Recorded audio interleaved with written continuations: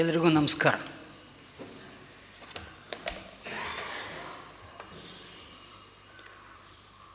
ನೇರವಾಗಿ ವಿಷಯಕ್ಕೆ ಬಂದ್ಬಿಡ್ತೇನೆ.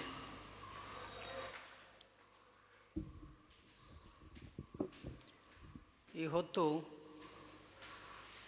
ಒಂದು ಅಪರಿಚಿತ ಭಾರತದ ಬಗೆಗೆ ಮಾತನಾಡ್ತಿದ್ದೇನೆ ಅಂತ ನನಗನ್ನಿಸ್ತಿದೆ. ಎಲ್ಲರಿಗೂ ಅಪರಿಚಿತ ಅಂತ ನಾನು ಹೇಳಲಾರೆ. ಈ ಸಭೆಯಲ್ಲಿ ಅವೈದಿಕ ದರ್ಶನಗಳ ಜೊತೆಗೆ ನನಗೆ ಗೊತ್ತಿರೋ ಹಾಗೆ ಒಡನಾಡಿರೋ ಅಂಥ ವಿದ್ವಾಂಸರೆಲ್ಲ ಇದ್ದಾರೆ. ಶಿವಸುಂದರವರಿದ್ದಾರೆ, ದರ್ಗಾ ಅವರಿದ್ದಾರೆ, ಮತ್ತು ನನಗೆ ಗೊತ್ತಿಲ್ಲದ ನಿಮ್ಮೊಳಗಿನ ಓದು ವಿಸ್ತಾರಗಳು ನನಗೆ ಗೊತ್ತಿಲ್ಲ. ಆದರೆ ಈ ಹೊತ್ತಿನ ಈ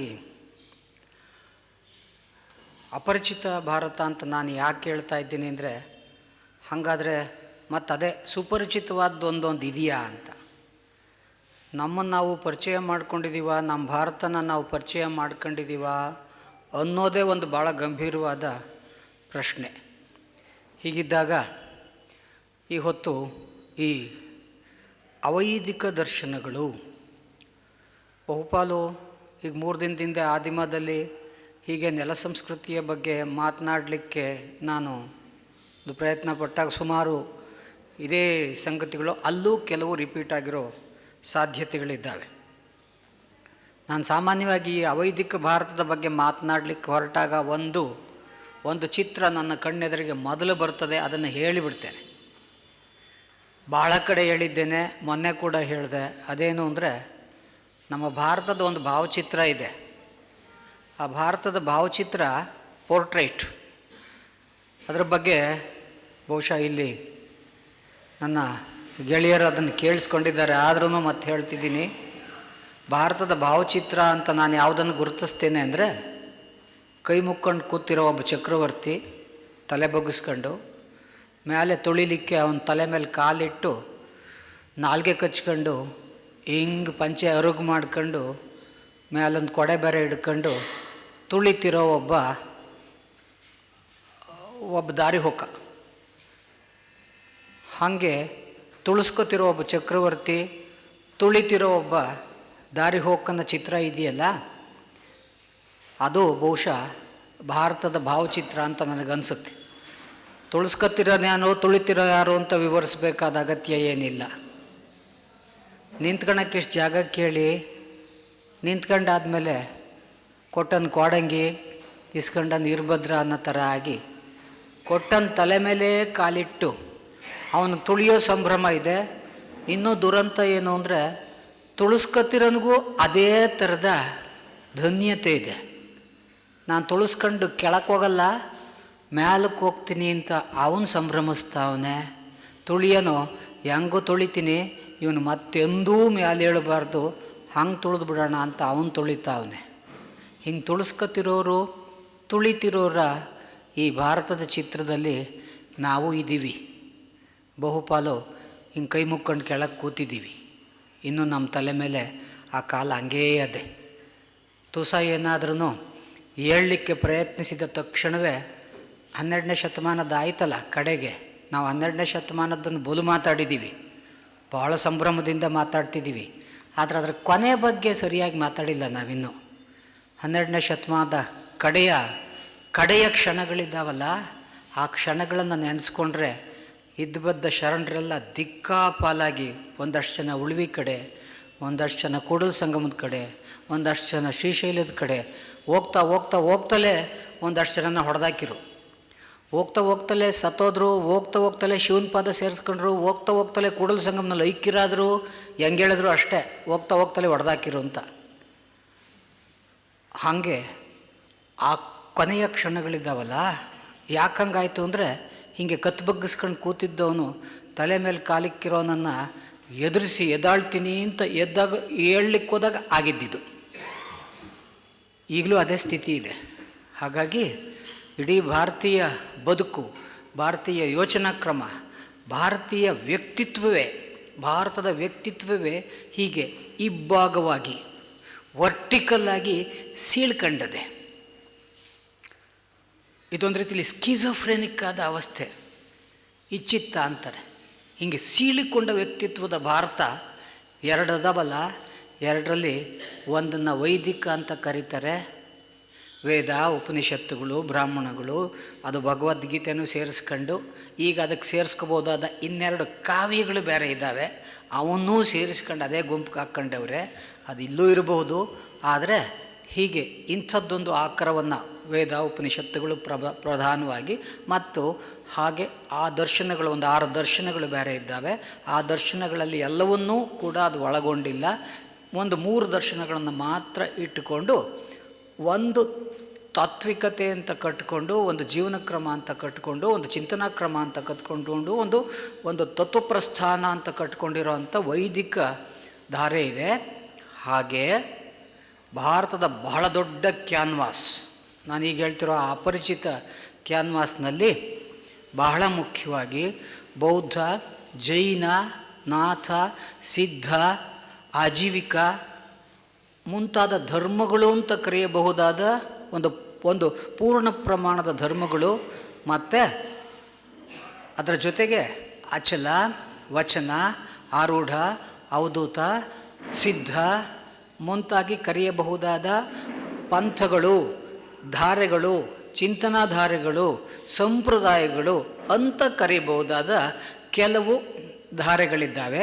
ಈ ಎಲ್ಲವೂ ಸೇರಿದ್ದು ಬೌದ್ಧ, ಜೈನ, ನಾಥ, ಸಿದ್ಧ, ಆಜೀವಿಕ ಇವು ಪೂರ್ಣ ಪ್ರಮಾಣದ ಧರ್ಮಗಳಾದರೆ, ಇದರ ಜೊತೆಲೇ ಸೇರಿಸಬಹುದಾದ ವಚನ, ಅಚಲ, ಆರೂಢ, ಅವಧೂತ, ಸಿದ್ಧ, ನಾನಾ ಸಿದ್ಧಧಾರೆಗಳು, ಮತ್ತು ಬಹಳ ಮುಖ್ಯವಾಗಿ ನಾನಾ ಪ್ರಸ್ಥಾನಗಳ ತತ್ವಪದಗಳು, ತತ್ವಪದಕಾರರು.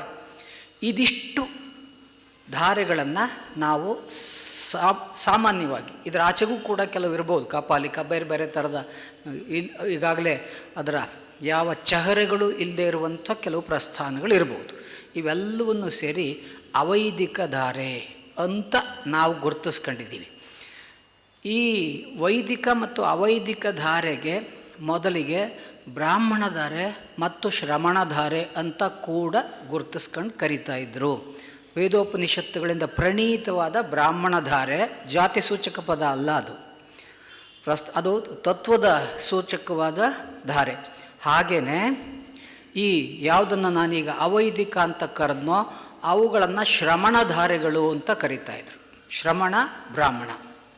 ಹಾಗಾಗಿ ಈ ಶ್ರಮಣ ಟ್ರೆಡಿಷನ್ಸ್ ಅಂದರೂ ಅದೇನೇ, ಅವೈದಿಕ ಟ್ರೆಡಿಷನ್ಸ್ ಅಂದರೂ ಕೂಡ, ಅವೈದಿಕ ದರ್ಶನಗಳು ಅಂದರೂ ಕೂಡ ಅದೇನೆ. ಹಾಗಾಗಿ ಈ ಎರಡೂ ಯೋಚನಾ ಕ್ರಮ, ಜೀವನ ಕ್ರಮ, ತತ್ವಕ್ರಮ ಮತ್ತು ದರ್ಶನದ ಈ ಎರಡೂ ಧಾರೆಗಳು ಭಾರತದಲ್ಲಿ ಈ ಹೊತ್ತಿಗೂ ಇದ್ದಾವೆ. ಮತ್ತು ಇವುಗಳ ನಡುವೆ ನಾನು ಹೇಳಿದ ಹಾಗೆ ಒಂದು ಭಾಳ ಸ್ಪಷ್ಟವಾದ ಡಿಮಾರ್ಕೆಟಿಂಗ್, ಅದು ವರ್ಟಿಕಲ್ ಆದ ಒಂದು ಸೀಳು ಇದೆ. ಹಾಗಾಗಿ ಈ ಸೀಳಿಕೊಂಡ ಭಾರತದ ಈ ಹೊತ್ತಿನ ಸಂದರ್ಭ ಕೂಡ ಅಷ್ಟೇ ತೀಕ್ಷ್ಣವಾದ ತಿಕ್ಕಾಟಕ್ಕೆ ಕಾರಣ ಆಗಿದೆ.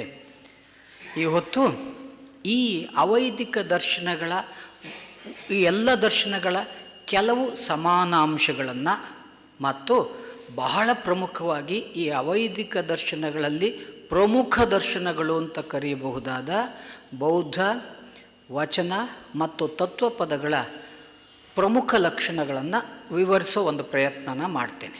ಉಳಿದ ಧಾರೆಗಳ ಬಗ್ಗೆ ಈ ಹೊತ್ತಿನ ಈ ಸಮಯದ ಮಿತಿನಲ್ಲಿ ಹೆಚ್ಚು ವಿಸ್ತರಿಸಲಿಕ್ಕೆ ಆಗಲ್ಲ ಅನ್ನೋ ಕಾರಣಕ್ಕೆ ಈ ವಿಂಗಡಣಾ ಕ್ರಮವನ್ನು ನಾನು ಮಾಡಿಕೊಂಡಿದ್ದೇನೆ.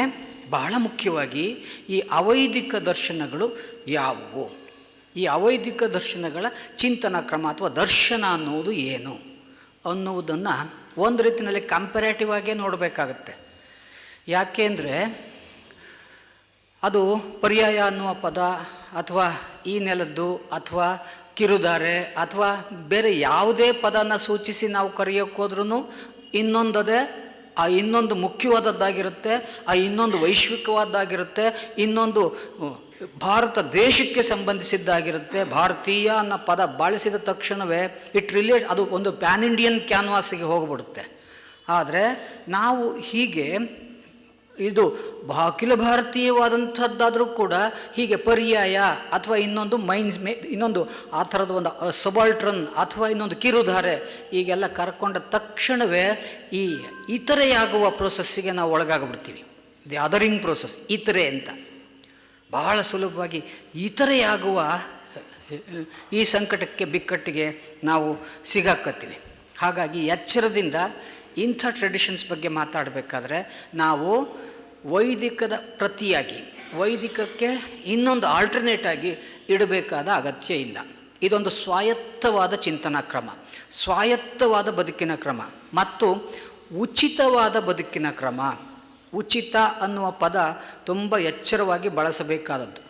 ಯಾವುದು ಸರಿಯೋ, ಯಾವುದು ಇರಬೇಕಾದದ್ದು, ಯಾವುದು ಹೇಗೆ ಇದೆಯೋ ಹಾಗೇ ಬದುಕಬೇಕಾದದ್ದು ಉಚಿತ. ಈಗಂತೂ ಉಚಿತ ಅನ್ನೋ ಪದಕ್ಕೆ ಏನು ತುಂಬ ಲಘುವಾದ ಗೇಲಿಯ ಅರ್ಥ ಬಂದುಬಿಟ್ಟದೆ. ಪುಗ್ಸಟ್ಟೆ ಕೊಡ್ತಾವ್ರೆ, ಪುಗ್ಸಟ್ಟೆ ಪುಗ್ಸಟ್ಟೆ ಪುಗ್ಸಟ್ಟೆ ಅಲ್ಲ ಅದು. ಯಾರಿಗೆ ಏನು ಕೊಡಬೇಕೋ, ಯಾವುದನ್ನು ಕೊಡಲೇಬೇಕೋ ಅದನ್ನು ಕೊಡೋದು ಉಚಿತ. ಹಾಗಾಗಿ ಈ ಅವೈದಿಕ ದರ್ಶನಗಳು ಕೂಡ ಉಚಿತವಾದವು, ಸಾಧುವಾದವು. ಯಾವುದು ಹೇಗಿರಬೇಕೋ, ಯಾವುದು ಇರಬೇಕೋ, ಹೆಂಗಿರಬೇಕೋ ಹಂಗೆ ಇರುವಂಥದ್ದನ್ನು ಹೇಳುವಂಥವೇ ಹೊರತು ವೈದಿಕಕ್ಕೆ ಪ್ರತಿ ಅಂತಲೋ ಅದಕ್ಕೆ ವಿರುದ್ಧ ಅಂತಲೋ ಅಲ್ಲ. ಈ ವಿವರಣೆಯ ಜೊತೆಗೆ ನಾವು ಈ ಅವೈದಿಕ ದರ್ಶನಗಳ ಪ್ರವೇಶನ ಮಾಡಬೇಕು ಅಂತ ನನಗೆ ಅನಿಸುತ್ತೆ. ಬಹಳ ಪ್ರಮುಖವಾಗಿ ಈ ಅವೈದಿಕ ದರ್ಶನಗಳ ನಿಲುವೇನು, ತಾತ್ವಿಕ ನಿಲುವೇನು, ಸ್ಪಷ್ಟವಾಗಿ ಒಂದು ರೀತಿಯಲ್ಲಿ ಬುಲೆಟ್ ಪಾಯಿಂಟ್ಸ್ ಥರ ಕೆಲವು ಅಂಶಗಳನ್ನು ನಿಮ್ಮ ಮುಂದಿಟ್ಟು ಆಮೇಲೆ ನಾನು ಹೇಳಿದ 3 ಪ್ರಸ್ಥಾನಗಳ ತತ್ವದರ್ಶನಗಳಿಗೆ ಹೋಗ್ಬೋದು ಅಂತ ಅಂದ್ಕೊಂಡಿದ್ದೀನಿ. ಬಹಳ ಮುಖ್ಯವಾಗಿ ಎಲ್ಲ ಶ್ರಮಣಧಾರಿಗಳು ಬಹುಪಾಲು ಗುರುಮಾರ್ಗಗಳು. ಇದು ತುಂಬ ಬ್ರಾಡ್ ಕ್ಯಾನ್ವಾಸ್. ನೀವು ಬೌದ್ಧ ಗುರುಮಾರ್ಗ, ಜೈನ ಗುರುಮಾರ್ಗ, ವಚನ ಗುರುಮಾರ್ಗ, ಸಿದ್ಧ ಗುರುಮಾರ್ಗ, ಆಜೀವಿಕ ಗುರುಮಾರ್ಗ.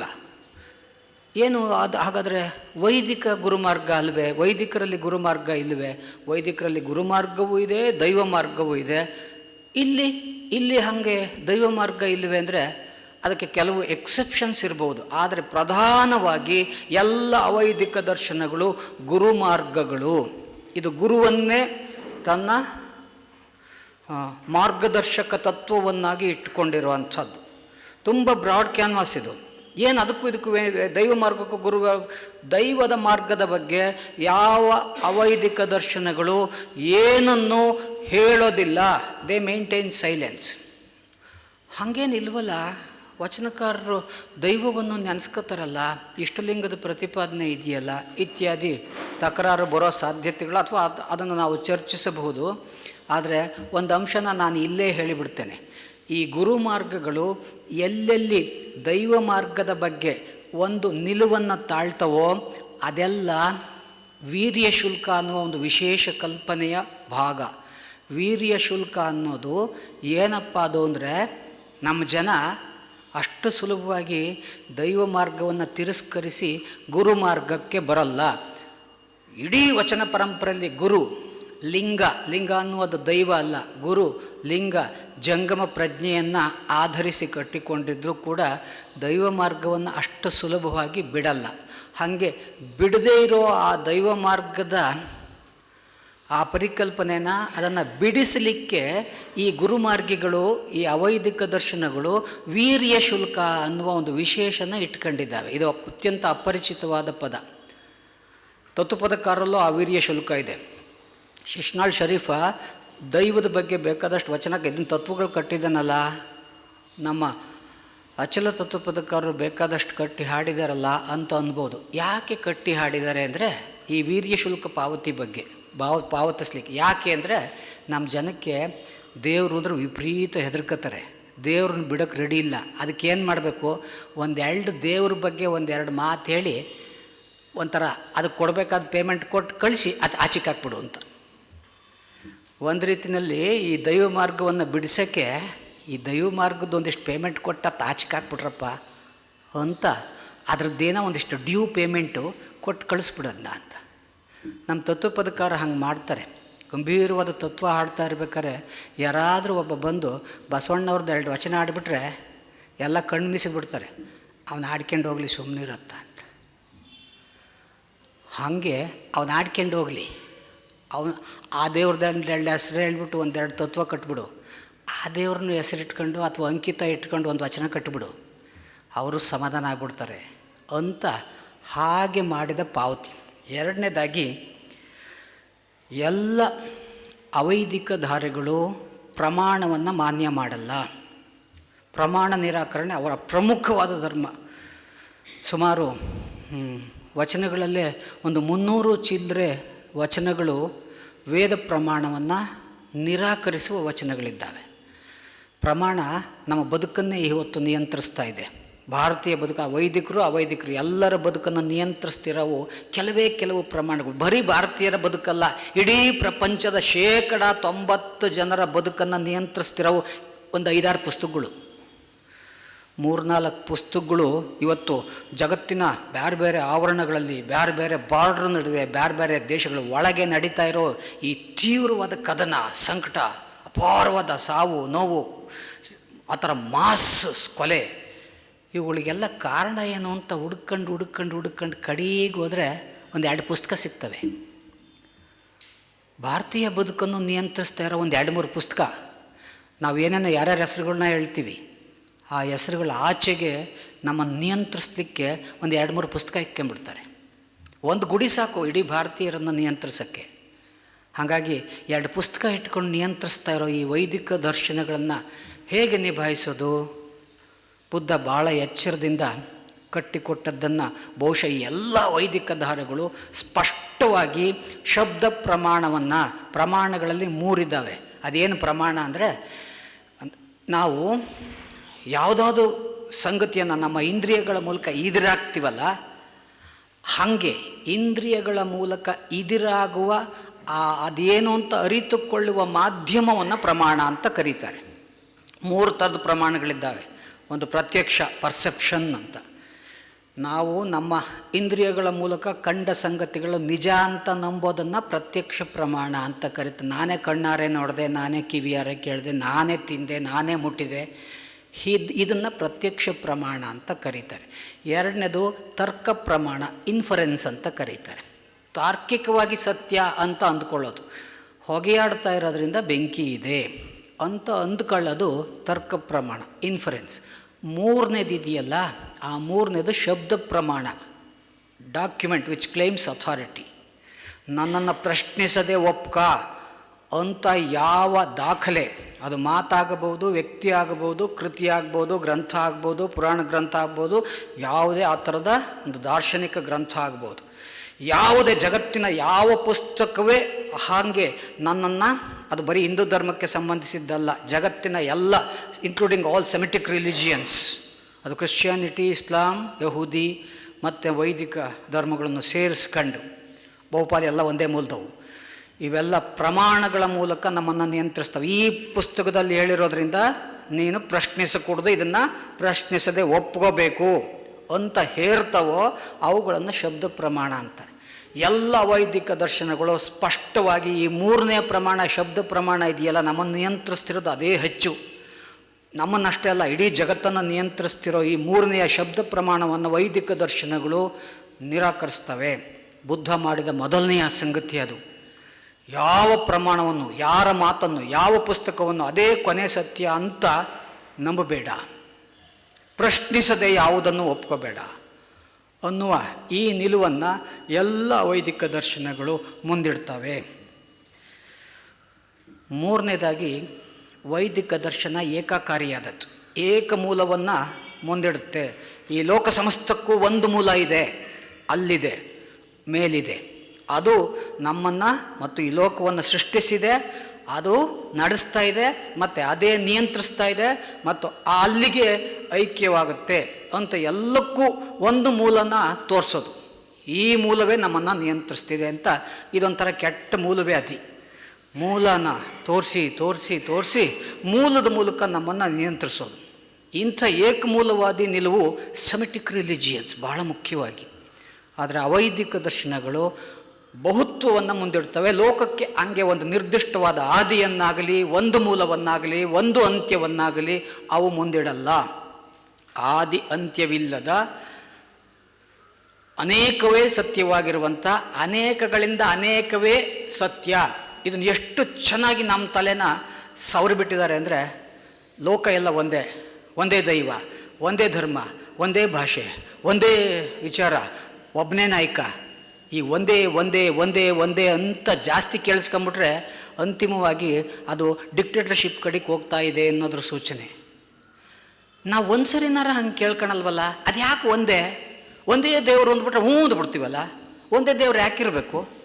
ನಾವು 200-300 ದೇವ್ರುಗಳು ಪೂಜೆ ಮಾಡ್ತೀವಪ್ಪ, ಇನ್ನೊಂದು 200 ಕಟ್ಗೆತೀವಿ, ಯಾರಿಗೇನು ನಷ್ಟ? ಅದು ಯಾಕೆ ಒಂದೇ ಇರಬೇಕು? ಅಲ್ಲಿ ಬಹಳ ಎಚ್ಚರದಿಂದ ಗಮನಿಸ್ಬೇಕು. ಹೌದಪ್ಪ, ನೀನೇನೋ ಒಂದೇ ದೇವರು ಅಂತಿದೆಯಲ್ಲ, ಆ ಒಂದು ದೇವ್ರು ಯಾರ್ದು? ನಂದು ಅಂತ ನಾವು ಫಸ್ಟ್ ಒಂದೇ ದೇವರು ಅಂತ ಒಪ್ಪಿಸಿದವನು ಎರಡನೇದೇ ಆ ದೇವ್ರು ನಂದು, ನಾನು ಹೇಳಿದ್ದು, ಹರಿ ಸರ್ವೋತ್ತಮ ವಾಯುಜೀವೋತ್ತಮ ಅಂತ ಅಲ್ಲಿಂದ ಶುರು ಹಚ್ಕೊತಾರೆ. ಹಾಗಾಗಿ ನಮ್ಮ ಈ ಬಹುತ್ವವನ್ನು ಯಾರು ಈ ಬಹುತ್ವವನ್ನು ಬಲು ಎಚ್ಚರದಿಂದ ನಿರಾಕರಿಸ್ತಾ ಇದ್ದಾರೋ ಅವ್ರ ಬಗ್ಗೆ ತುಂಬ ಎಚ್ಚರದಿಂದ ನಾವು ಇರಬೇಕಾಗ್ತದೆ.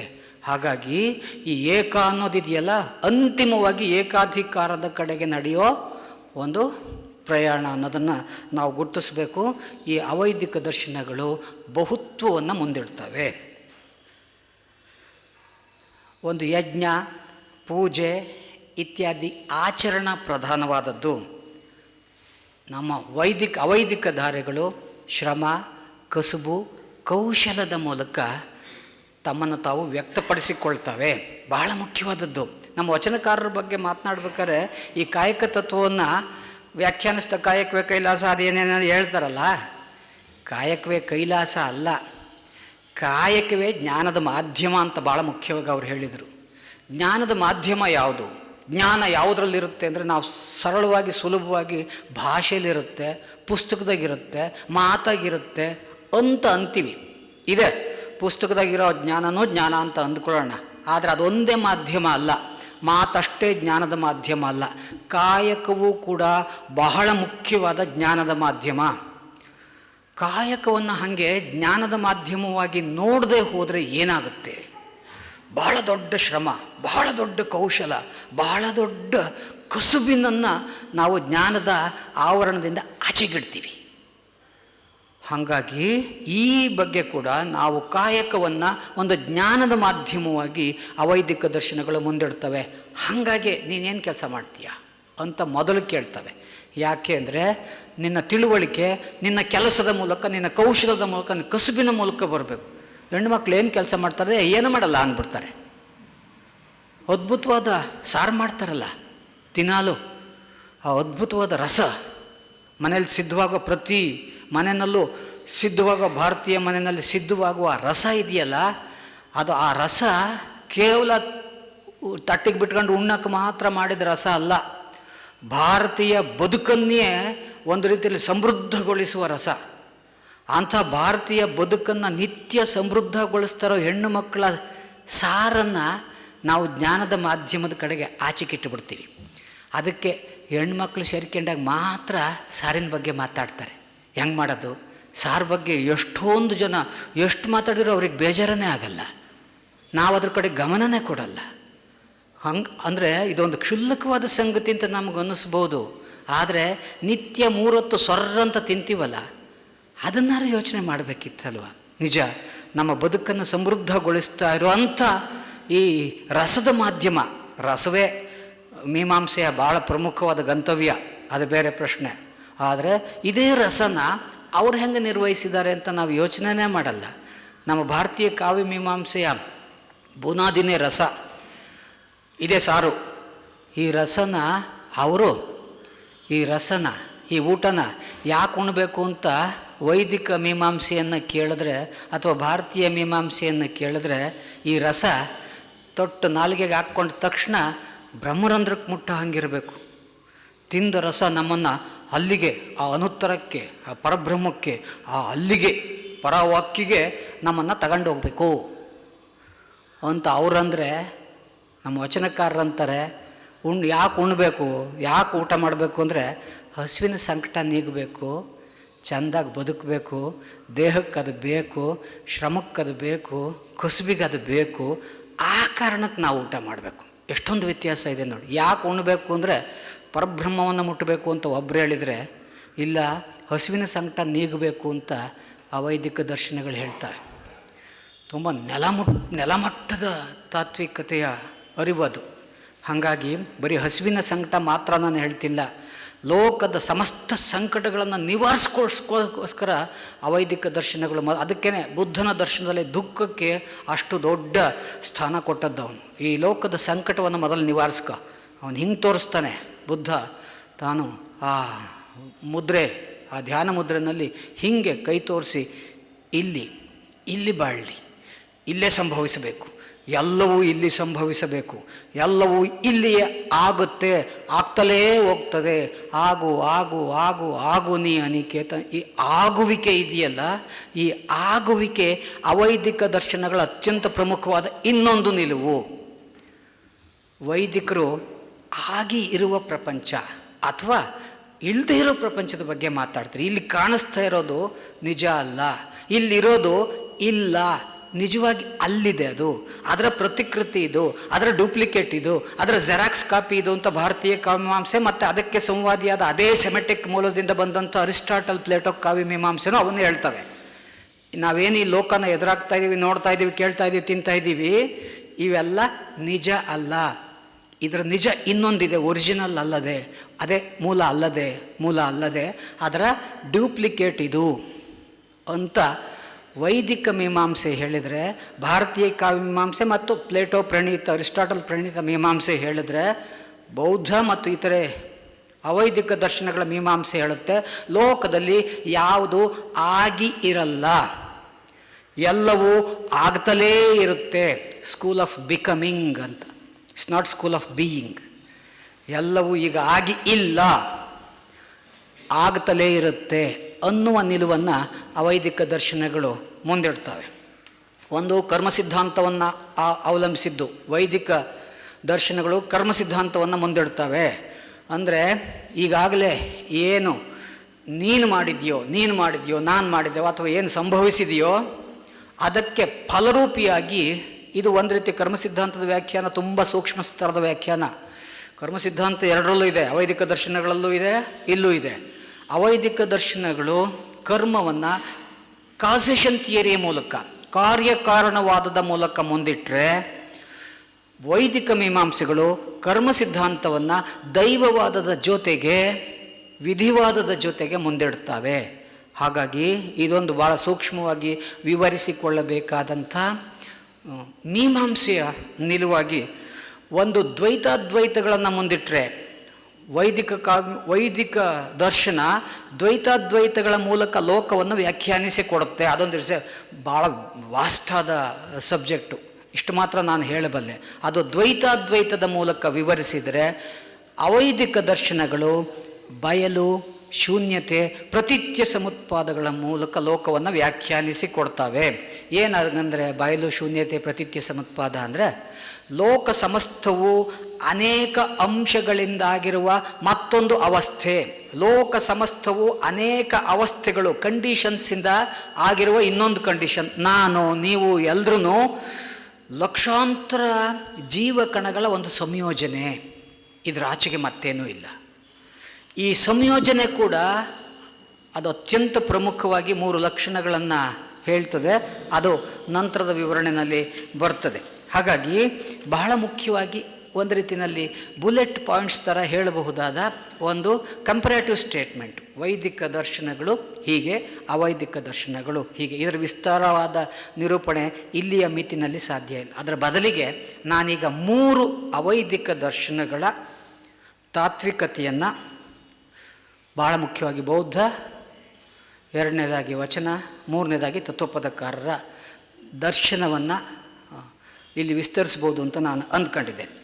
ಬುದ್ಧನ ತಾತ್ವಿಕತೆಯ ಬಗ್ಗೆ ಅದೆಷ್ಟೊಂದು ಪುಸ್ತಕಗಳು, ಸಾವಿರಾರು ಪುಟಗಳು ಬಂದಿದ್ದಾವೆ ಬುದ್ಧನ ತಾತ್ವಿಕತೆಯ ಬಗ್ಗೆ.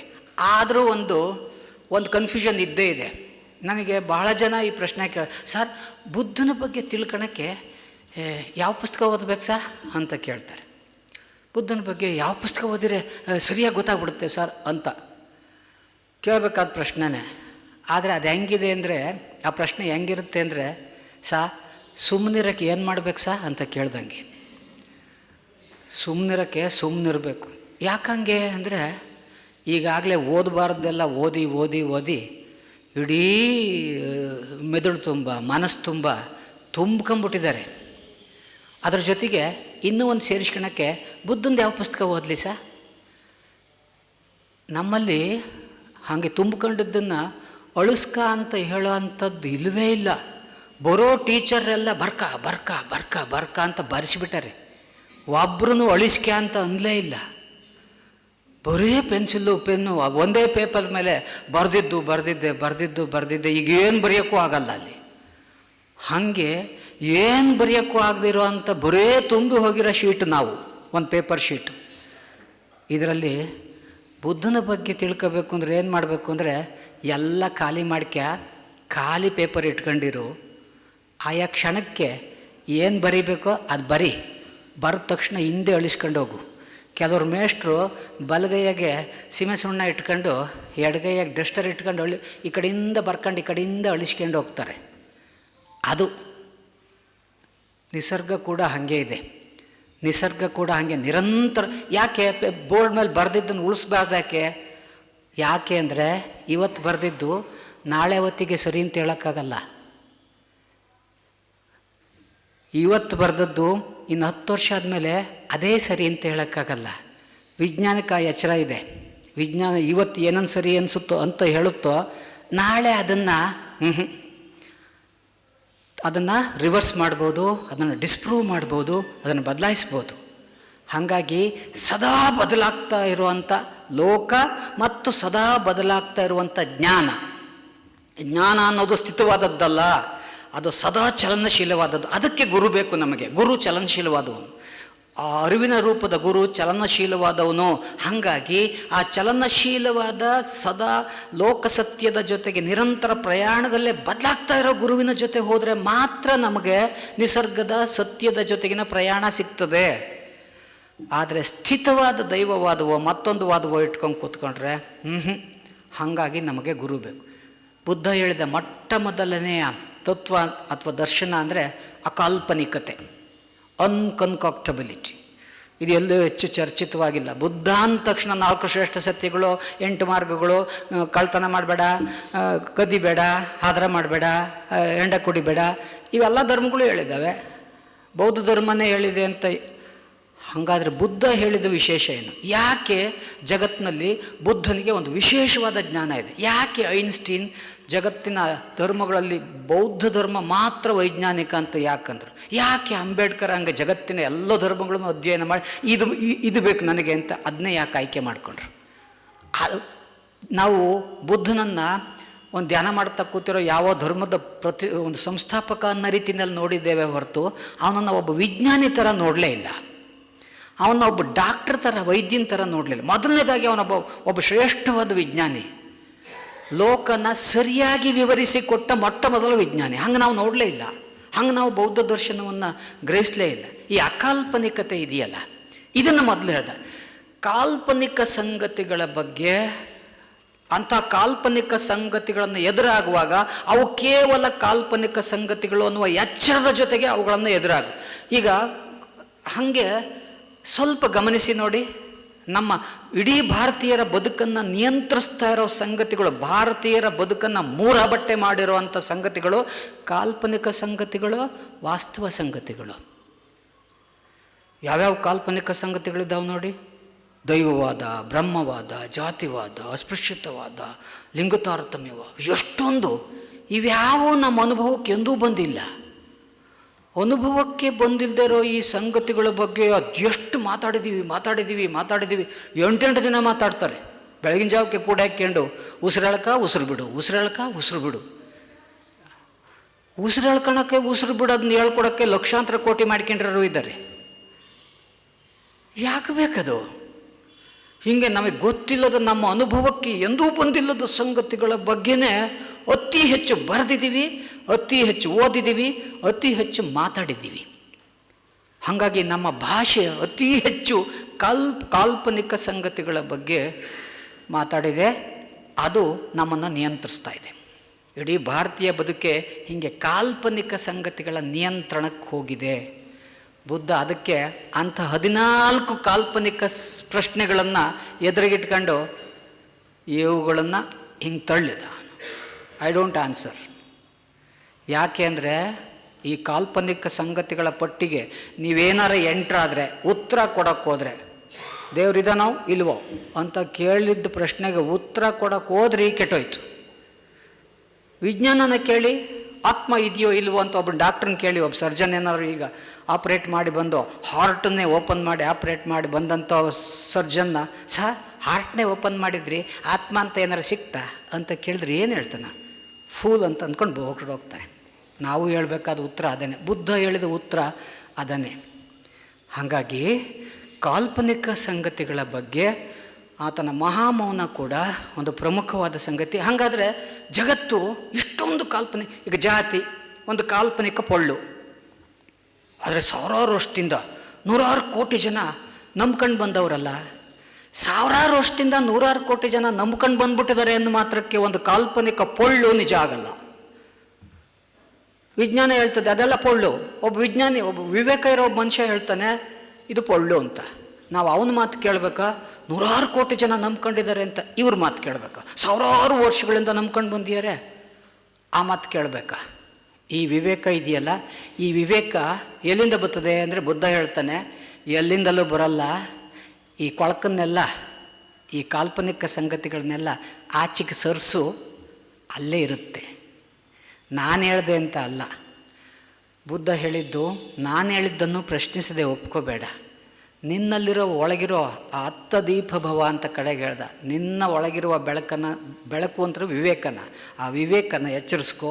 ಆ ಎಚ್ಚರಿಸ್ಕೊಳಕ್ಕೆ ಮೊದಲು ಈ ಕಾಲ್ಪನಿಕ ಸಂಗತಿಗಳನ್ನು ಕಾಲ್ಪನಿಕ ಸಂಗತಿಗಳು ಅನ್ನೋ ರೀತಿಯಲ್ಲಿ ನೋಡು ಅನ್ನೋದು ಬಹಳ ಮುಖ್ಯವಾದ ಸಂಗತಿ ಅಂತ ನನಗನ್ಸುತ್ತೆ. ಎರಡನೇದು ಪ್ರಮಾಣ ನಿರಾಕರಣೆ. ಯಾವುದೇ ಮಾತು ಅದು ಧರ್ಮಗ್ರಂಥದಲ್ಲಿರಲಿ, ಪ್ರವಾದಿಯಿಂದ ಹೇಳಲ್ಪಟ್ಟಿರಲಿ, ದೈವಾಂಶ ಸಂಬೋಧನೆಯಿಂದ ಹೇಳಲ್ಪಟ್ಟಿರಲಿ, ಗುರು ಹಿರಿಯರು, ಅಣ್ಣ ತಂಗಿ, ತಂದೆ ತಾಯಿ, ಜ್ಞಾನಿಗಳು ಅಂತ ಅನ್ನಿಸ್ಕೊಂಡವ್ರು ಹೇಳಿರಲಿ, ಯಾವುದೇ ಮಾತು ಯಾರೇ ಹೇಳಿರಲಿ ನನ್ನನ್ನು ಸೇರಿಸ್ಕೊಂಡು ಅದನ್ನು ಕಡೆ ಸತ್ಯ ಅಂತ ನಂಬಬೇಡ, ಪ್ರಶ್ನಿಸದೆ ಒಪ್ಕೋಬೇಡ.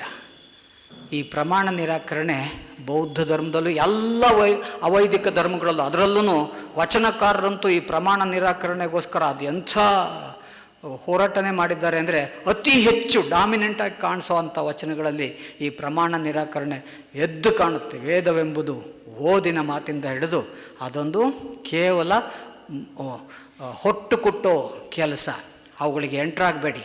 ಯಾಕೆ ಅಂದರೆ ನೀವು ಒಂದು ಸರಿ ಹಾಗೆ ಕಾಲ್ಪನಿಕ ಸಂಗತಿಗಳ ಜೊತೆಗೆ ಹ್ಞೂ ಅಂದರೂ ಕಷ್ಟ, ಹ್ಞೂ ಅಂದರೂ ಕಷ್ಟ. ಅದು ಹೆಂಗೆ ಅಂದರೆ ಅದು ಇಲ್ಲದ ಮೊಲದ ಕೊಂಬಿನ ಚರ್ಚೆ ಅಂತ ಕರೀತಾನೆ ಬುದ್ಧ. ಮೊಲಕ್ಕೆ ಕೊಂಬೈತೋ ಇಲ್ವೋ ಅಂತ ಕೇಳಿದ್ರೆ ಹ್ಞೂ ಎರಡೂ ಹೇಳಕ್ಕೆ ಹೋಗಬೇಡಿ. ಒಂದ್ಸರಿ ಮ್ಯಾಲಿಂದ ಕೆಳಕ್ಕೆ ನೋಡಿ ನಿನಗೆ ಬುದ್ಧಿ ಇದೆಯಾ ಅಂದ್ಕೊಂಡು ಹಂಗೆ ಹೋಗಿ, ಉತ್ತರ ಹೇಳಕ್ಕೆ ಹೋಗಬೇಡಿ. ಇಲ್ಲದ ಮೊಲದ ಕೊಂಬಿನ ಚರ್ಚೆಗೆ ಎಂಟ್ರಾದರೆ ನೀವು ಸಿಗಾಕೊಂಡಂಗೆ. ಕೇಳೋನಿ ಚೆನ್ನಾಗಿ ಗೊತ್ತಿರುತ್ತೆ, ಮೊಲಕ್ಕೆ ಕೊಂಬಿಲ್ಲ, ಮಾಡ್ತೀನಿ ತಡಿ ಇವನಿಗೆ, ಕೇಳಿ ಹೆಂಗೆ ಸಿಗಾಕಿಸ್ಕೊತೀನಿ ನೋಡಿ ಅಂತ.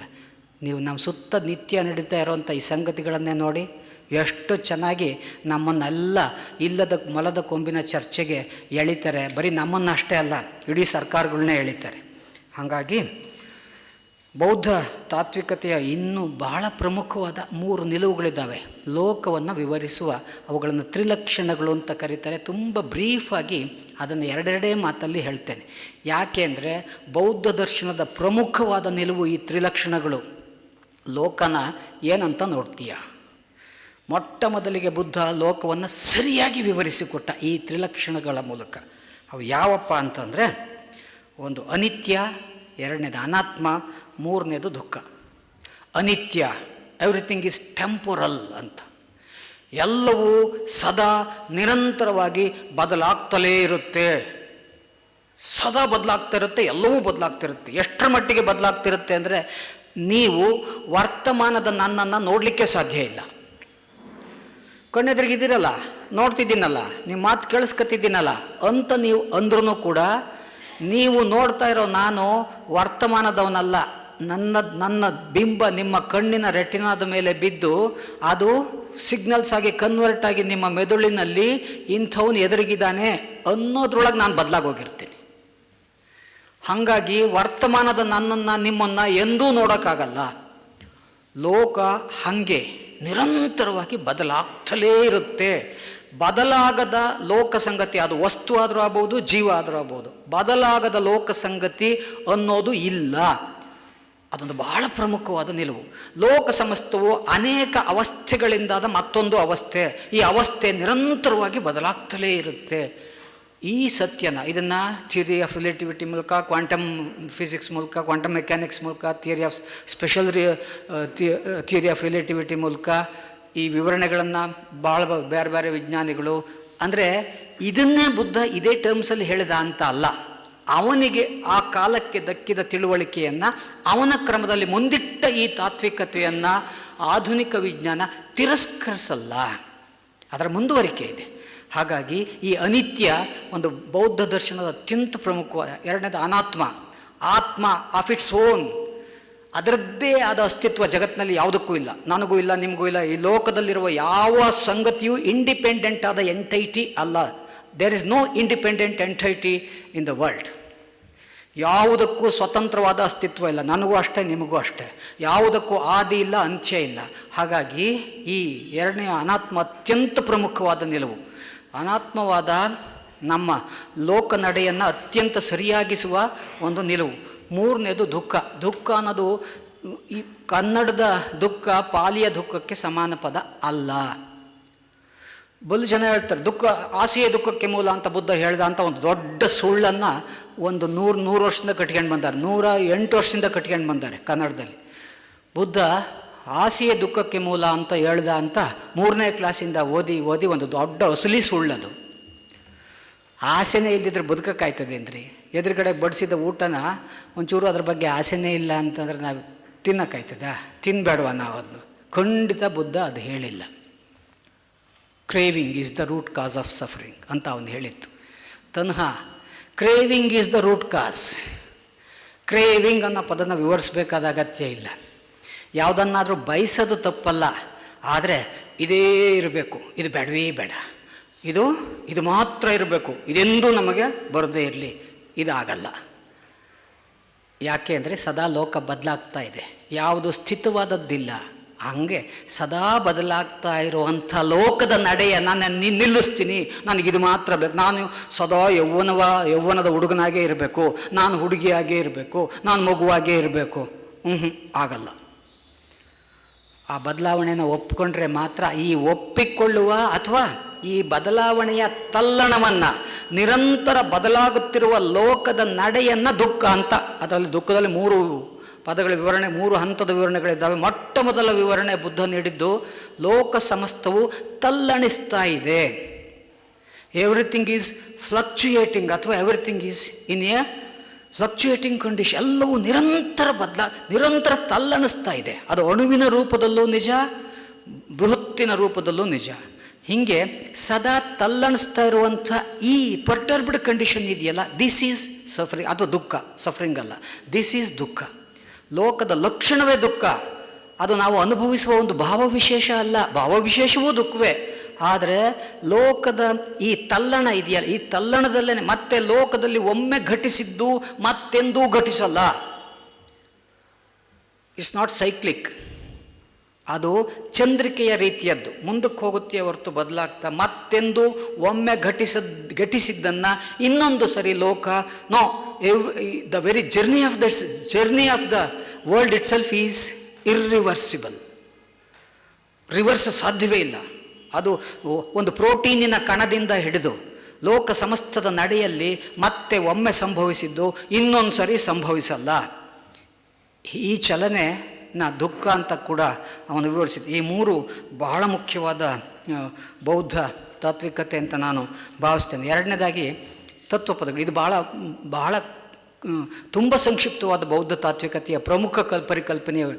ಎರಡನೇದಾಗಿ ನಾವು ಭಾಳ ಪ್ರೀತಿಯಿಂದ ಈಗ 7-8 ವರ್ಷಗಳಲ್ಲಿ ಮಾಡಿದ ಒಂದು, ನನ್ನ ಸ್ನೇಹಿತರುಗಳು ಅನೇಕ, ರಾಮತ್ತು ಮತ್ತು ಮೀನಾಕ್ಷಿ ಬಾಳಿ ಮತ್ತು ನಾಡಿನ ಉದ್ದಗಲಕ್ಕೂ ಅನೇಕ ವಿದ್ವಾಂಸರು ಮಾಡಿದ ತತ್ವಪದಗಳ ಒಂದು ಆವರಣಕ್ಕೆ ಈಗ ಬರೋಣ. ತತ್ವಪದಗಳು ಕನ್ನಡದ ಬಹಳ ವಿಸ್ತಾರವಾದ, ಈವರೆಗೆ ಬಂದಿರುವ ಕನ್ನಡ ಸಾಹಿತ್ಯದ ಅತ್ಯಂತ ವಿಸ್ತಾರವಾದ ಭಾಗ. ಬರೀ ಕನ್ನಡದ ಸಾಹಿತ್ಯ ಅಲ್ಲ, ಇಡೀ ಭಾರತೀಯ ಸಾಹಿತ್ಯನೂ ತಗೊಂಡ್ರು ಈ ಹೊತ್ತಿನವರೆಗೆ ಬಂದಿರುವ ಭಾರತೀಯ ಸಾಹಿತ್ಯದ ಅತ್ಯಂತ ವಿಸ್ತಾರವಾದ ಭಾಗ ಯಾವುದಪ್ಪ ಇದೆ ಅಂದರೆ ಅದು ತತ್ವಪದಗಳು. ನಮಗೇ ಇದಿಷ್ಟೊಂದು ವಿಸ್ತಾರವಾಗಿದೆ ಅಂತ ಗೊತ್ತಿರಲಿಲ್ಲ. ಈಗ 50 ಸಂಪುಟಗಳು, ಸುಮಾರು 500 ಪುಟದ ಒಂದೊಂದು ಸಂಪುಟ. ಅಷ್ಟು ಪ್ರಾಕ್ಟೀಸಿಂಗ್ ಪೊಯೆಟ್ರಿ ನಮ್ಮ ಕಣ್ಣೆದುರಿಗಿದೆ. ಯಾವತ್ತೋ ಕಳೆದು ಹೋದದ್ದಲ್ಲ. ವಚನ ಈಗ ಪ್ರಾಕ್ಟೀಸಲ್ಲಿ ಇಲ್ಲ. 16 ಸಂಪುಟ ಇದ್ದಾವೆ. ನಮ್ಮಂಥವ್ರು ಓದ್ಕೊಂಡು ಒಂದಷ್ಟು ಉದಾಹರಣೆ, ಒಂದಷ್ಟು ಹಂಗಿತ್ತು ಹಿಂಗಿತ್ತು 12ನೇ ಶತಮಾನದಾಗ ಹಂಗಿತ್ತು ಅಂತ ಮಾತಾಡ್ತಿದ್ದೀವಿ ಹೊರತು ಈಗ ಇದೆಯಾ? ಕಷ್ಟ ಅಂತ ಉತ್ತರ ಹೇಳೋದು. ಆದರೆ ತತ್ವಪದಗಳು ಹಾಗಲ್ಲ. ಈಗಲೂ ಕೂಡ ಹುಣ್ಣಿಮೆ ಅಂದರೆ ನಮಗೆ ಪರಿಚಯವೇ ಇಲ್ವಲ್ಲ, ನಾವು ನೋಡೇ ಇಲ್ವಲ್ಲ ಅಂತ ಈ ಬೆಂಗಳೂರಾಗ ಕೂತ್ಕೊಂಡು ಯೋಚನೆ ಮಾಡಿದ್ರೆ ಬೆಂಗಳೂರಿನವ್ರು ಆಕಾಶನೇ ನೋಡಿರಲ್ಲ. ಯಾಕಂದ್ರೆ ಆಕಾಶ ಅವ್ರಿಗೆ ಕಾಣೋದೇ ಇಲ್ಲ.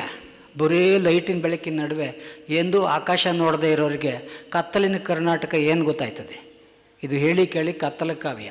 ಯಾಕೆ ಅಂದರೆ ಅನೇಕ ಕಾರಣಗಳಿಗಾಗಿ ಕತ್ತಲ ಕಾವ್ಯ. ಒಂದು, ನಾವು ಹಗಲು ಮಾತ್ರ ಸತ್ಯ ಅಂದ್ಕೊಂಡಿರೋ ಜನ. ಹಗಲು ಮಾತ್ರ ಸತ್ಯ ಅಂದ್ಕೊಂಡವರಿಗೆ ರಾತ್ರಿ ಸತ್ಯ ಗೊತ್ತೇ ಆಗಲ್ಲ. ಹೊರಗೆ ನಿಲ್ಲಿಸಿರೋ ಕಾವ್ಯ ಇದು. ಹೊರಗೆ ನಿಲ್ಲಿಸಿರೋ ಕಾವ್ಯ ಈ ಒಳಗೆ ಮಾತ್ರ ಇರೋರಿಗೆ ಗೊತ್ತಾಗಲ್ಲ.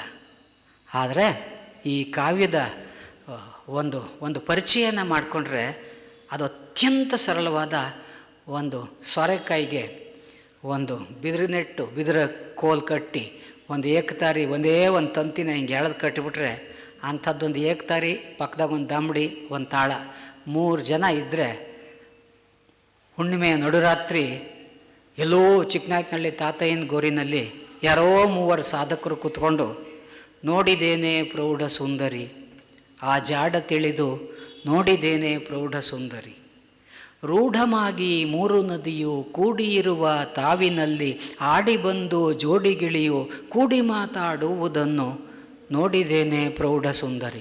ಬೇಂದ್ರೆ ಬಾಚ್ಕೊಂಡ್ರು ಇಲ್ಲಿಂದ.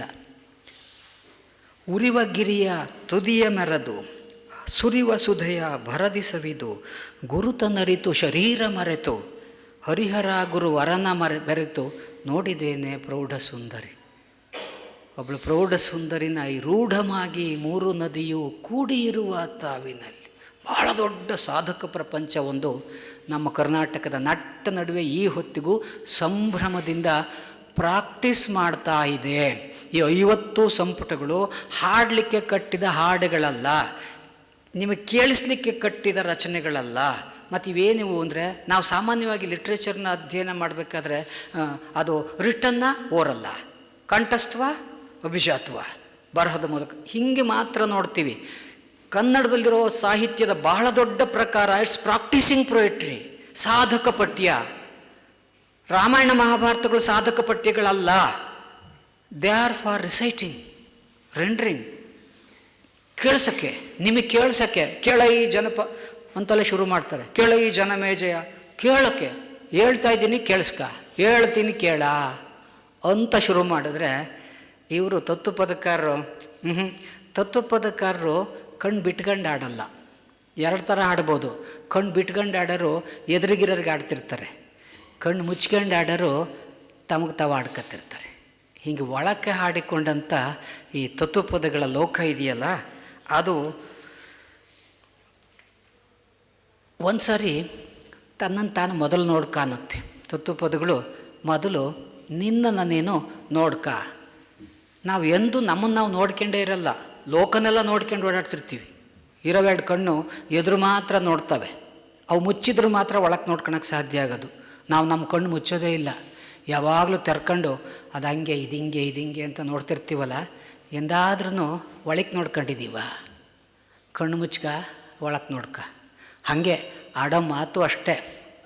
ಎಲ್ಲರಿಗೂ ಆಡ್ತಿರ್ತೀವಿ, ಎಲ್ಲರ ಜೊತೆಗೂ ಮಾತಾಡ್ತೀವಿ. ನನ್ನ ಜೊತೆಗೆ ನಾನು ಮಾತಾಡ್ಕೊಂಡಿರಲ್ಲ. ಹಾಗೆ ನನ್ನ ಜೊತೆಗೆ ನನಗೆ ಮಾತಾಡ್ಕೊಂಡ್ರೆ, ನನ್ನನ್ನು ನಾನೇ ನೋಡ್ಕೊಂಡ್ರೆ ಏನಾಗುತ್ತೆ ಅಂದರೆ, ತನ್ನ ತಾನು ತಿಳಿದ ಮೇಲೆ ಇನ್ನೇನು ನಮ್ಮ ಕಡ್ಕೊಳ್ಳಿ ಮಡಿವಾಳಪ್ಪ. ತನ್ನಂತೆ ಸರ್ವರ ಜೀವ ಮನ್ನಿಸಿ ಮೂಕಾದ ಮೇಲೆ ಲೋಕ ಸಮಸ್ತವನ್ನು ನನ್ನಂತೆ ಅಂತ ಅಂದ್ಕಣಕ್ಕೆ ಮೊದಲು ನನ್ನನ್ನು ನಾನು ತಿಳ್ಕೋಬೇಕು. ನನ್ನನ್ನು ನಾನು ತಿಳ್ಕೊಂಡಾಗ ಎದುರಿಗಿರೋನು ಅವರೇ ಅಂತ ಗೊತ್ತಾಗುತ್ತೆ. ಈಗ ತಾನು ಮತ್ತು ಇದರನ್ನು ನಿರ್ವಹಿಸೋ ಒಂದು ವಚನಕಾರರ ಭಾಳ ಪ್ರಮುಖವಾದ ಕ್ರಮ. ಎದುರು ಗೊತ್ತಾಗಬೇಕು ಅಂದರೆ ಏನು ಮಾಡಬೇಕು ಅಂದ್ರೆ ನನ್ನನ್ನು ನಾನು ತಿಳ್ಕೋಬೇಕು. ನನ್ನನ್ನು ನಾನು ತಿಳ್ಕೊಂಡಾಗ ಎದುರು ಮತ್ತು ನಾನು ಬೇರೆ ಬೇರೆ ಅಲ್ಲ ಅಂತ ಗೊತ್ತಾಗುತ್ತೆ.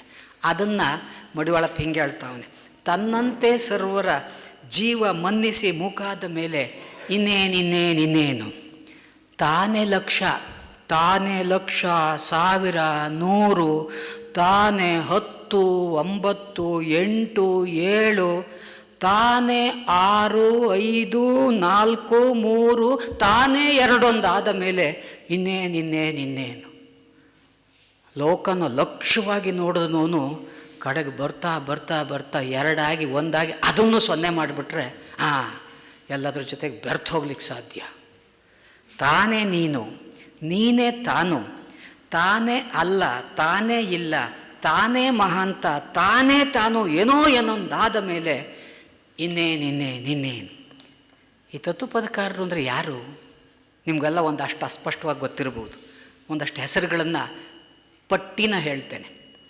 ಶಿಶ್ನಾಳ್ ಶರೀಫ, ನಿಜಗುಣ ಶಿವಯೋಗಿ, ಕಡ್ಕೋಳ್ ಮಡಿವಾಳಪ್ಪ, ಕೈನೂರು ಕೃಷ್ಣಪ್ಪ, ತೆಲುಗುಬಾಳ್ ರೇವಪ್ಪ, ಶಂಕರಾನಂದ ಯೋಗಿ, ನಂಜನಗೂಡು ಶಂಕರಾರ್ಯರು, ಮೈಸೂರಿನ ಶಿವಾನಂದ ಸುಬ್ರಹ್ಮಣ್ಯ, ಕೈವಾರ ನಾರಾಯಣಪ್ಪ, ಗಟ್ಟಿಹಳ್ಳಿ ಅಂಜನಪ್ಪ, ಮಿಣ್ಕನಗುರ್ಕಿ ನಾಗಾರ್ಯ, ಕೊಂಡಾರ್ಯ, ಬೆಳ್ಳಾವಿಯ ಮಲ್ಲಾರ್ಯ, ದೊಡ್ಡಿ ವೆಂಕಟಗಿರಿಯಪ್ಪ, ಚಿದಾನಂದ ಅವಧೂತ, ತುರುನೂರು ಲಿಂಗಾರ್ಯ, ಕೊಡೇಕಲ್ ಬಸವಣ್ಣ, ಗುರುಪೀರ ಖಾದ್ರಿ, ಕಲ್ಲೂರು ರುದ್ರಮುನಿ ದೇವ, ನೀರ್ಲಕೆರೆ ಬಸವಲಿಂಗ ಶರಣರ, ಬಕ್ಕಪ್ಪ, ಸಾಲ್ಗುಂದಿ ಗುರುಪೀರ ಖಾದ್ರಿ, ರಾಚಮ್ಮ, ಜತ್ತ ಶಿವಲಿಂಗಮ್ಮ, ತಾವರೆಕೆರೆ ವೀರದಾಸಮ್ಮ, ರಾಯಚೂರು ಹನುಮಂತಮ್ಮ, ವಂಗಿ ಚಂದ್ರಮ್ಮ, ಜಯದೇವಿ ತಾಯಿ, ಬಸವ ಕಲ್ಯಾಣದ ಫೈಮುದ ಫಾತಿಮಾ, ಕನಕದಾಸರು, ಬೆಂಗಳೂರಿನ ಸರ್ಪಭೂಷಣ ಶಿವಯೋಗಿಗಳು.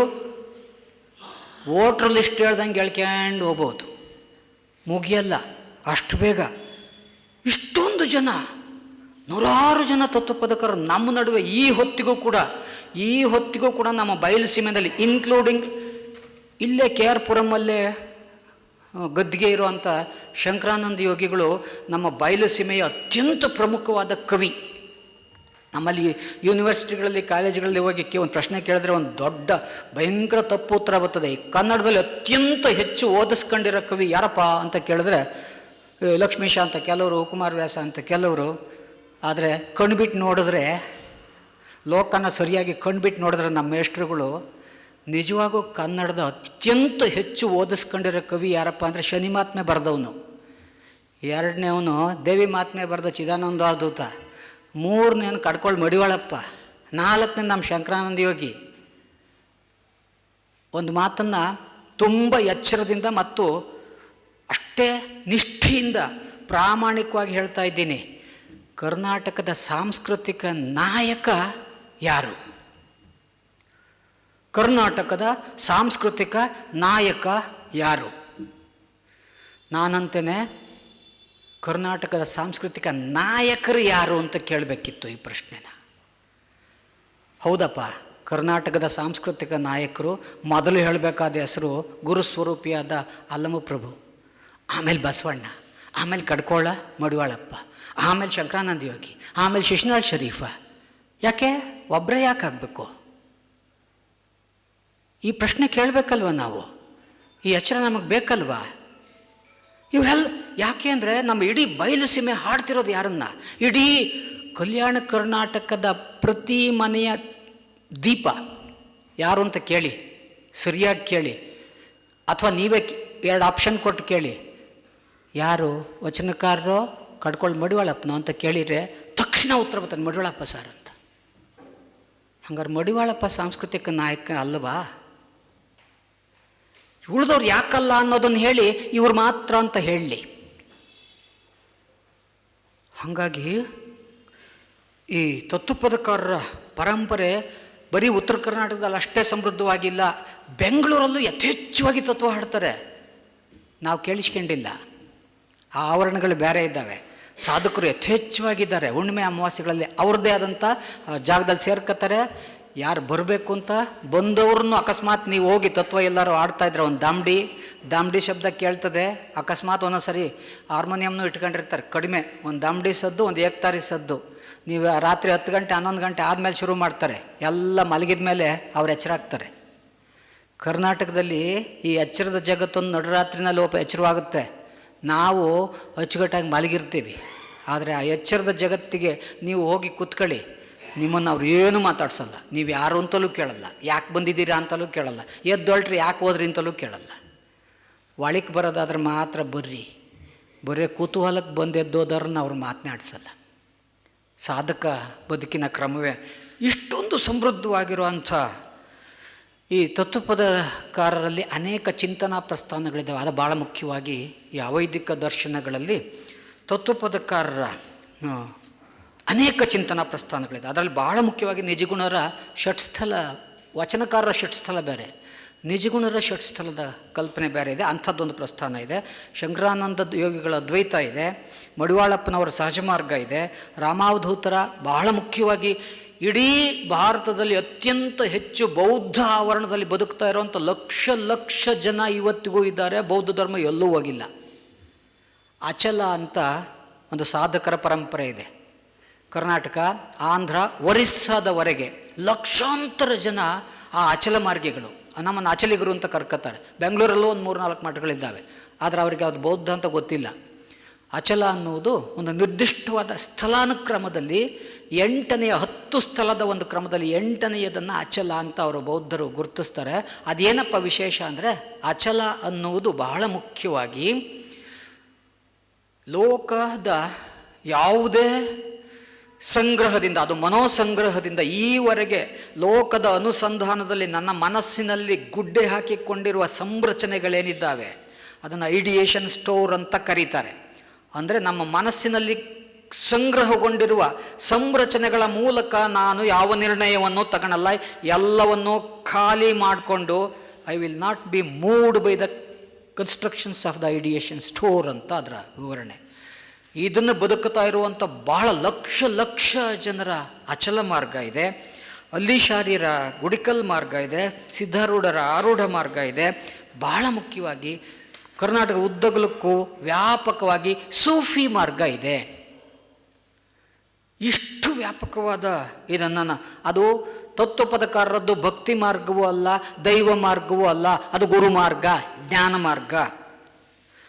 ಮೂರನೇದಾಗಿ ತತ್ವಪದಕಾರರು ಅತ್ಯಾಶ್ರಮಿಗಳು. ಅವರಿಗೆ ಜಾತಿ ಇಲ್ಲ, ಆಶ್ರಮ ಇಲ್ಲ, ಧರ್ಮ ಕೂಡ ಇಲ್ಲ.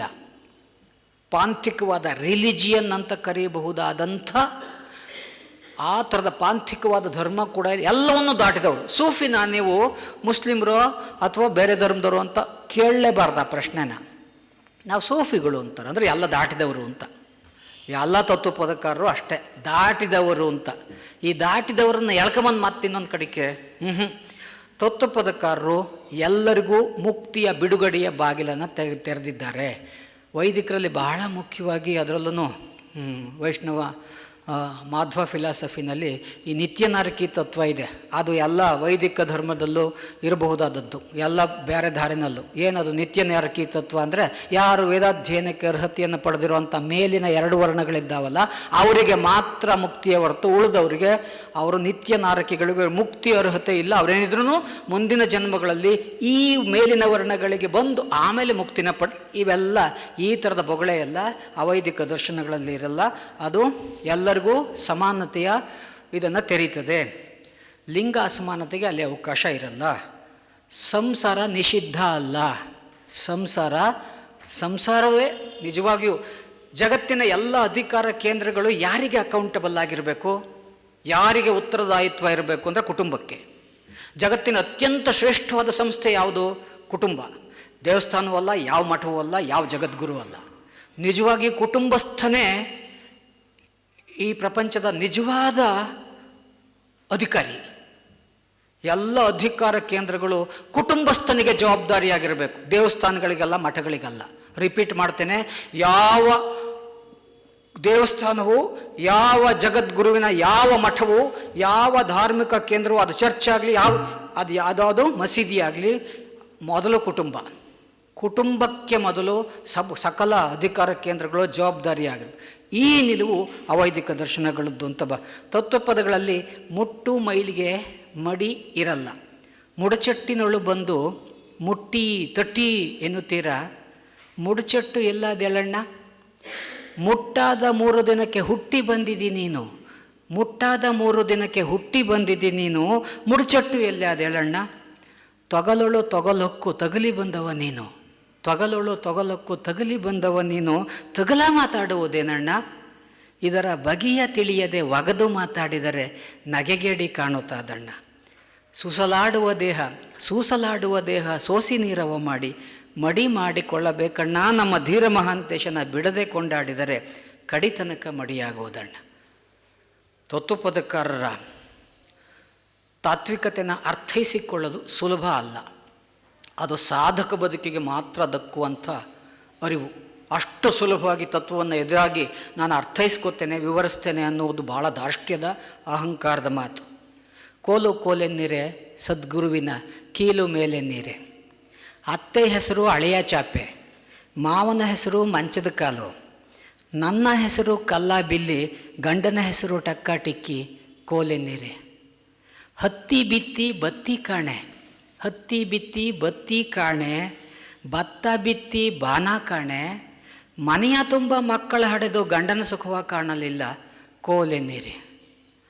ಗಂಡ ದಂಡಿಗೋಗುವಾಗ ಅರಗಿನ ಮುದ್ರೆ ಮಾಡಿ ಹೋದ, ಗಂಡ ದಂಡಿಗೋಗುವಾಗ ಅರಗಿನ ಮುದ್ರೆ ಮಾಡಿ ಹೋದ, ಅರಗಿನ ಮುದ್ರೆ 6 ಹೊಡೆದು 6 ಮಕ್ಕಳ ಹಡೆದೆ ನಾವು ಕೋಲೆನ್ನೀರೆ ಕೋಲೆನ್ನೀರೆ. ದಂಡಿಗೋಗೋ ಅಪ್ಪಗಳಿರ, ದಂಡಿಗೋಗೋ ಅಣ್ಣಗಳಿರ, ದಂಡಿನಾಗ ನನ್ನ ಗಂಡನ ಕಂಡ್ರೆ ಮಿಂಡನ್ ಕಟ್ಕೊಂಡು ಓದ್ಲು ಅನ್ನಿ ಕೋಲೆನ್ನೀರೆ ಕೋಲೆನ್ನೀರೆ. ಇದರ ದಾರ್ಶನಿಕ ಅರ್ಥದ ಆಯಾಮವೇ ಬೇರೆ ಇದೆ. ಇಲ್ಲಿ ಈ ಥರದ ವಾಚಕ ಅರ್ಥ ಏನಿದೆಯಲ್ಲ, ವಾಚ್ಯಾರ್ಥ, ಅದು ಕೂಡ ಅಷ್ಟೇ ಗಂಭೀರವಾಗಿದೆ. ಆದರೆ ಇಂಥ ದರ್ಶನಗಳು ಅಷ್ಟು ಸುಲಭವಾಗಿ ನಿಜವಾಗಿಯೂ ಬಂದು ಸಾಧಕನಾಗಿ ನಿಂತರೆ ಮಾತ್ರ ಅದು ನಿಜವಾಗಿಯೂ ದಕ್ಕಬೇಕು ಅನ್ನುವ ಕಾರಣಕ್ಕೆ ನಾನು ನನ್ನ ಶ್ರೀಮತಿ ಹಿಂಗೆ ತತ್ವದರ್ಶನದ ಈ ಲೋಕಕ್ಕೆ ಒಮ್ಮೆ ಹೋದಾಗ ಇದನ್ನು ಭಾಳ ಕಡೆಗೆ ಹೇಳಿದ್ದೀನಿ. ಒಬ್ಬ ಮುದುಕಿನ, ತೆಲುಗಿನ, ಆಂಧ್ರದಿಂದ ಬಂದ ಒಬ್ಬ ಮುದುಕಿನ, ಹೀಗೆ ತತ್ವಕ್ಕೆ ಬಂದ ಮುದುಕಿನ ನಮ್ಮ ಮನೆಯವ್ರು ಕೇಳ್ತಾಯಿದ್ರು, ಶ್ರೀಮತಿ ನಿಮ್ಗೆ ಇವೆಲ್ಲ ಹೆಂಗೆ ಗೊತ್ತಾಯ್ತದೆ, ಇಂಥವೆಲ್ಲ ಹಾಡ್ತಿರಲ್ಲ, ಇದೆಲ್ಲ ನಿಮಗೆ ಹೆಂಗೆ ಗೊತ್ತಾಗುತ್ತೆ ಅಂತ ಕೇಳಿದ್ದಕ್ಕೆ ಆ ಮುದುಕಿ ಒಂದು ಒಳ್ಳೆಯ ಉತ್ತರ ಹೇಳ್ತು. ನೀನು ಬೆಳಿಗ್ಗೆ ಲೋಟ, ತಂಬಿಗೆ, ತಟ್ಟೆ, ಚಂಬು ಎಲ್ಲ ಬೆಳಗಿಡ್ತೀಯಲ್ಲ, ಹಾಗೆ ನಿನ್ನ ಮನಸ್ಸನ್ನು ತೊಳೆದು ದಬ್ಬಾಕಿಟ್ಬಿಡು, ಆವಾಗ ಗೊತ್ತಾಯ್ತದೆ ಅಂತ. ಮನಸ್ಸನ್ನು ತೊಳೆದು ದಬ್ಬಾಕಿಡು ಅಂತ. ಅದು ಅಷ್ಟು ಸುಲಭದ ಕೆಲಸ ಅಲ್ಲ. ನಾವು ಅದನ್ನೇ ಪಂಪನು ಅದೇ ಮಾತು ಹೇಳ್ತಿದ್ದೇನೆ, ಬೆಳಗುವೇನಿಲ್ಲಿ ಲೌಕಿಕಮನಲ್ಲಿ ಜಿನಾಗಮಂ ಅಂತ. ಬೆಳಗೋದು ಅಂತಂದರೆ ಹೊಳಿಸೋದು ಅಂತ ಅಲ್ಲ, ತಿಕ್ಕಿ ಕಟ್ಗನ ಹುಣ್ಸೆಹಣ್ಣು ಹಾಕಿ ಚೆನ್ನಾಗಿ ತೊಳಿತಾ ಇದ್ದೀನಿ ಅಂತ ಅವನು ಅದೇ ಹೇಳ್ತಿರೋದು. ಅದರಲ್ಲೂ ಧರ್ಮನ ದಿನ ತೊಳಿಬೇಕು, ದಿನ ಬೆಳಗಬೇಕು. ದಿನ ಬೆಳಗಲಿಲ್ಲ ಅಂದರೆ ಧರ್ಮಕ್ಕೆ ಕಿಲುಬು ಜಾಸ್ತಿ. ಹಾಗಾಗಿ ಅವನು ಕೂಡ ಇದೇ ಮಾತನ್ನು ಹೇಳ್ತಿದ್ದಾನೆ. ಹಾಗಾಗಿ ಬಿದಿರು ನಾನಾರಿಗಲ್ಲದವಳು ಅಂತ ಬಹುತ್ವನ ನೀವೆಲ್ಲ ಕೇಳಿರೋವಂಥ ತತ್ವಪದ, ಅದ್ಭುತವಾದ ತತ್ವಪದ. ಅನುದಿನದಲ್ಲಿ ಬಂದು ತನುವ ಸೂರೆಯಗೊಂಡು ಎನಗೊಂದು ಮಾತೇಳು ಜೀವವೇ. ಅದ್ಭುತವಾದ ಹಾಡು. ಆ ಹುಣ್ಣಿಮೆಯ ರಾತ್ರಿನಲ್ಲಿ ನಮ್ಮ ಚಿಕ್ಕನಾಯಕನಹಳ್ಳಿನಲ್ಲಿ ಆ ತಾತಯ್ಯನ ಗೋರಿನಲ್ಲಿ ನಮ್ಮ ಕುರುಬರ ದೊರೆಸ್ವಾಮಿ ಮತ್ತು ಅವನ ಶಿಷ್ಯರು ಈ ಹಾಡನ್ನು ರಾತ್ರಿ 1 ಗಂಟೆ ಸುತ್ತ ತಾತಯ್ಯನ ಗೋರಿ ಸುತ್ತ ಏಕತಾರಿ ಹಿಡ್ಕೊಂಡು ಈ ಹಾಡನ್ನು ಮತ್ತು ಜ್ಞಾನಪೂರ್ಣಂ ಜಗನ್ಜ್ಯೋತಿ ಜೊತೆಗೆ ಈ ಹಾಡನ್ನು ಹಾಡ್ತಾರೆ. ಅನುದಿನಲ್ಲಿ ಬಂದು ತನುವ ಸೂರೆಯಗೊಂಡು ಎನಗೊಂದು ಮಾತೇಳು ಜೀವವೇ. ಘನಕೋಪದಿಂದ ಬಂದು ಯಮರೆಳೆದೊಯ್ಯುವಾಗ ನಿನಕೂಟ ಆ ಥರ ಮಾತು ಕಾಯವೇ. ಅಂದಣದೈಶ್ವರ್ಯ ದಂಡಿಗೆ ಪಲ್ಲಕ್ಕಿ ಮಂದಗಮನೆಯರು ಜೀವವೇ. ಮಂದಗಮನೆಯರು ಮಡದಿ ಮಕ್ಕಳು ಯಾರೋ ಬಂದಂತೆ ಹೋಗ್ತೀನಿ ಕಾಯವೇ. ಹುಟ್ಟಿದ್ದು ಹೊಲೆಯೂರು ಬೆಳೆದದ್ದು ಮೊಲೆಯೂರು ಹೋಗ್ತೀನಿ ಕಾಡೂರಿಗೆ ಜೀವವೇ.